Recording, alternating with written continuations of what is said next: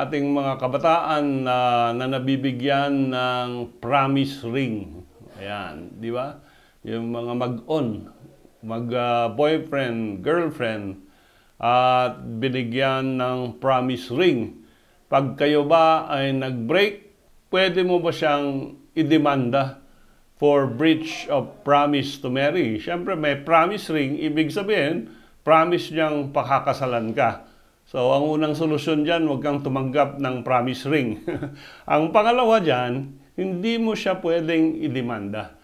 Kahit na ikaw ay binigyan ng 10 promise ring, hindi ito actionable. Sabi ng ating Korte Suprema doon sa kaso ng Guevara versus Banak. At again, ito ay sinulat ng ating Justice Leonen.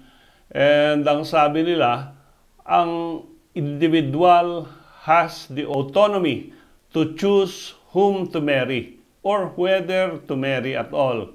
He must be free to make a choice without fear of legal retribution or liability. The decision of whether to marry one is freely chosen without pressure of a possible civil suit. And ito yung sinasabi niya, pag ikaw ay nag-enter into a relationship, it must be free, voluntary, and yung kanyang will ay dapat open and free.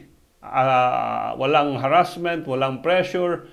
Hindi pwedeng sasabihin, tatanggapin ko itong promise ring na ito, pero pag hindi mo ako pinakasalan, ididemanda kita ng danyos, ng damages.